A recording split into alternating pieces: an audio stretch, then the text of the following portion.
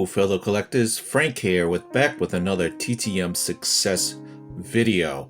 TTM standing for Through the Mail Success Autographs. I have 2 in the box. Came in yesterday. Let's get right out of here. First in the box here we have a 2 for 2 in 27 days out of Carroll Stream, Illinois. We have Mr. Bill Campbell Soup.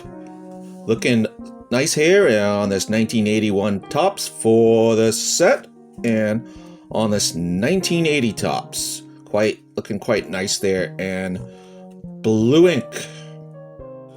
Mr. William Richard Campbell.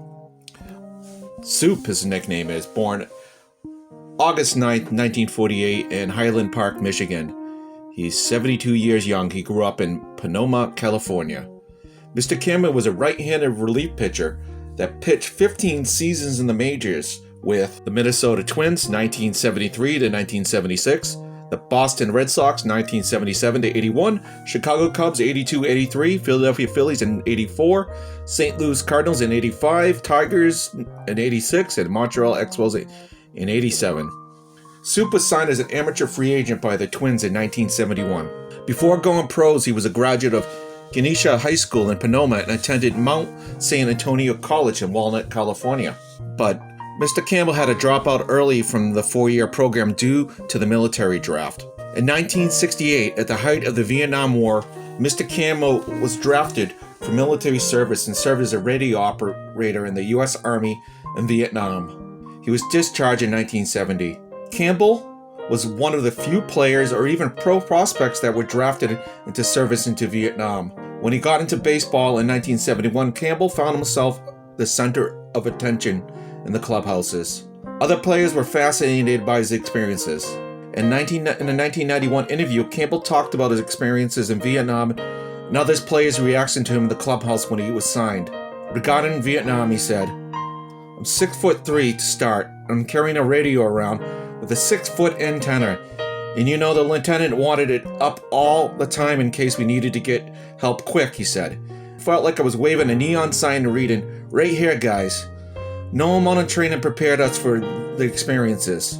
I never got hurt, but there were some near misses. A lot of patrols, a lot of action, a lot of stuff I've made myself forget. Got a little hairy at times."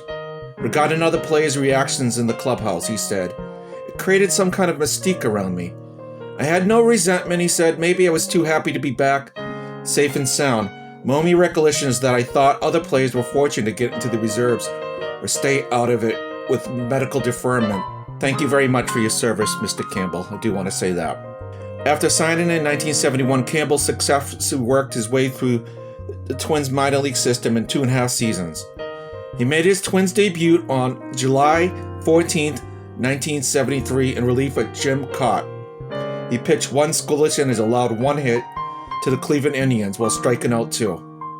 In 3.5 seasons with the Twins, he posted a 3.13 ERA and 416 2/3 innings pitch with 51 saves and was named the closer during the 76 season. During 76, he led the league with 78 appearances. With his 17-5 record, a 3.01 ERA and 20 saves, pitching 167 2/3 innings pitch, all as a reliever. That year, he finished 7th in voting for Cy Young Award, 8th in the voting for MVP, and won the MLB Royal Aids Relief Man Award. In 77, Campbell signed with the Boston Red Sox, and as a team's closer, finished the season with a 13-9 record, 31 saves and an ERA of 2.96. In 140 innings pitched and 169 relief appearances. That year, he was selected for his only career All-Star team, pitching 1 scoreless inning for the AL, and he won both the AL Fireman of the Year Award, which is awarded by the Sporting News, and the Rolaids Award. Campbell was the first American League recipient of the Rolaids Award and the first 2-time winner. Campbell experienced arm trouble in 1978 and was no longer the dominant closer that he had been in 76 and 77. He played into 1987. His best year during the later part of his career was 1983 with the Cubs when he led the National League in appearances with 82. One of the biggest thrills of Campbell's career was his only World Series appearance with the Cardinals in 1985. During that postseason, first against the Los Angeles Dodgers in the NLCS, then the Kansas City Royals in the World Series, he made 6 relief appearances, posting a 1.42 ERA and 6 1/3 innings pitched, walking 2 and striking out 7. The Cardinals lost the series to the Royals in 7 games. For his career, Soup posted 83 wins, 68 losses with a 3.54 ERA and 126 saves. So, thank you very much, Mr. Campbell. I do appreciate it. Next in the box, we have a 1-for-1 in 22 days, the $10 donation, and I forgot to put the postage on there. Lucky it came back. Out of Grand Rapids, Michigan, we have Mr. Charlie Maxwell. Charles Richard Maxwell, born April 8th, 1927 in Lawton, Michigan, 93 years young. Mr. Maxwell was a left-handed bat and left-handed throw in left field that played 14 seasons in the majors with the Boston Red Sox, 50-52 in 1954, and the Baltimore Orioles in 55, Detroit Tigers from 55 to 62, and the Chicago White Sox from 1962 to 1964. Charlie was sometimes nicknamed Smokey or Pawpaw, given by the Detroit Tigers announcer Van Patcher because of Maxwell's unusually named hometown of Pawpaw, Michigan, which he moved to in 52. Pawpaw was personal and he's a fan favorite due to his power throughout his pro career. He later nicknamed Sunday Charlie or Sunday Puncher, the Sunday Smasher, in recognition of his prosperity for hitting home runs on Sundays. He first earned his reputation as a Sunday slugger when he hit 4 home runs in 4 successive official at-bats in a Sunday doubleheader against the New York Yankees at Briggs Stadium, later Tiger Stadium, on May 3rd, 1959. Yet Maxwell's quadruple Sunday punch in 1959 was only his most famous highlight, as he had a punch in his bat from the very beginning. He was very first signed by the Boston Red Sox in 1947. Prior to signing him, Mr. Maxwell played baseball for Western Michigan University in 1945 before being drafted into the U.S. Army, serving in the Quartermaster's Corps until his discharge in 1947. So thank you for your service, Mr. Maxwell. Maxwell played parts of 7 seasons in the minors before being called up, 47 to 53 before reaching the majors on a full-time basis. During his minor league career, he hit over 20 home runs in 3 seasons, blasting 131 round trippers total. In 1949, playing for the Class B Red Sox at Roanoke, Virginia, Maxwell won the Triple Crown of the Class B Piedmont League with a .345 batting average, 29 home runs, and 112 RBIs. On May 25th, 1949, fans in Roanoke saw one of the most exciting games ever played at the local Meyer Field. According to the Roanoke Times, home run Charlie came to the plate in the 9th inning with 2 outs and runners at first and second. Trailing 13-4 after 6 innings, the Red Sox, the popular nickname, rallied and scored 4 runs in the 7th, 5 more in the 8th, while holding the Newport News Dodgers to 1 run. Maxwell was already 3 for 5, including a double, 2 runs scored, and 4 RBIs. With a crowd of over 1,400 screaming for a hit, Charlie, fulfilling the fans' greatest hope, belted a towering home run over the right field fence and clinched the 16-14 victory. According to the Roanoke Times, the crowd went wild. In 1950, while playing for the Double-A Birmingham Barons, he earned his first promotion to the majors, while hitting .320 for Birmingham, producing 16 doubles, 7 triples, 25 home runs, and driving an 85 despite missing several weeks with a broken shoulder. The Barons lost to Nashville in the playoffs 4-1, but Maxwell slammed 4 postseason home runs, performance that would win a late season promotion to Boston. During the next 3 seasons, he spent 51 to 53. He spent most of the time in the minors with AAA Louisville. There was not a lot of opportunity to play in Boston because a guy by the name of Ted Williams, who played left field. When he was with the Major League club, he mostly served as a late inning defensive replacement for Williams or a pinch hitter, while he continued having success in the minors. belting over 20 home runs in 52 and 53.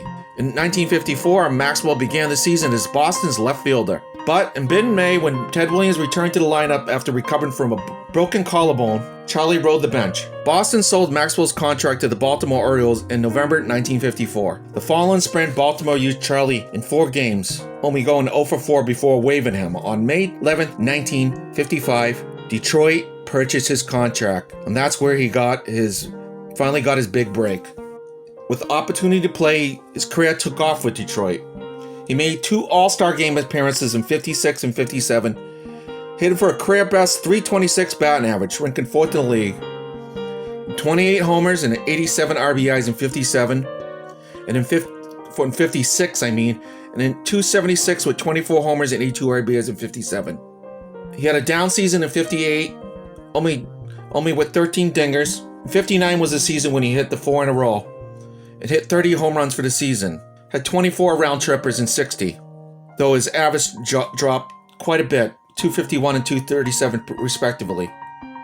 During the 5 seasons, 56 to 60, rare for a power hitter, he drew bases on ball almost as often as he fanned, averaged 71 walks and 75 strikeouts per season. During those 5 years, he struck out only 20 more times than he walked. He was also an outstanding outfielder. Maxwell led the AL outfielders at his position in 57 and 60, combining a fielded percentage of .997 and .996, respectively. During 61 and 62, Maxwell played more of a backup role, and he was traded to the Chicago White Sox during the 62 season, where he was put in the lineup on a semi-regular basis, playing in the more spacious Comiskey Park. However, Mr. Maxwell responded in fine fashion despite the space in the park, where he continued where he left off as a Sunday Charlie. Consider some of these highlights. In a Sunday doubleheader against Cleveland on July 8th, Maxwell helped his team win twice. In the first game, which Chicago won 6-3, Charlie delivered his now famous Sunday punch, this time with his bases empty. He added 2 singles and 4 at-bats. In the nightcap, he went 3 for 4, ripping a 2-run triple to the right in the first inning. He added 2 singles, 1 for an RBI, and the Sox won 8-4. Then on Sunday, July 29th, Maxwell had his second greatest day as a major leaguer. Like his afternoon on May 3rd, 1959, this performance came against the Yankees. In the opener, Maxwell socked a 3-1 home run off a right-hander Ralph Terry. Charlie added a single, but the Sox lost 7-4. The second game, he blasted 2 straight home runs off a right-handed Raleigh Sheldon, and Chicago won 4-2. For the day, Maxwell went 4 for 7 with 3 homers and 5 RBIs. Then again, on Sunday, August 19th, Maxwell's bat helped defeat the Tigers in the 6th inning of a first game of a doubleheader. With the score tied 4-all, Charlie hit a grand slam home run. He also cracked a 2-run double as the White Sox thumped the Tigers 11-5. For the game, he went 2 for 5 with 6 RBI. In the nightcap, Detroit won 8-3 behind Billy Bruton's grand slam home run. Maxwell picked up 1 single and 2 at-bats. Charlie had other big Sundays, but he never could give a good reason for his Sunday slugging. After a Sunday game featuring one of his circuit clouts on May 31st, 1959, Charlie smiled and told reporters, "No reason why I do my best hitting on Sunday. I'm just a crowd pleaser, I guess." Asked on August 19, 1962, why he hit so well on Sundays, he replied, "I don't know, but I sure wish I could find out so I could do it on the other days of the week." For his career, Sunday Charlie hit for 264 batting average with 148 home runs, 133 as a Tiger with 532 RBIs and 3,245 at-bats. So thank you very much, Mr. Maxwell. Awesome return here. Do really appreciate it. Well, thank you for joining me today. I hope you're all having a good week this week. Here things are coming in kind of slow right now, but they're kind of starting to flow in. Hopefully they continue flowing. So take care. God bless. And peace.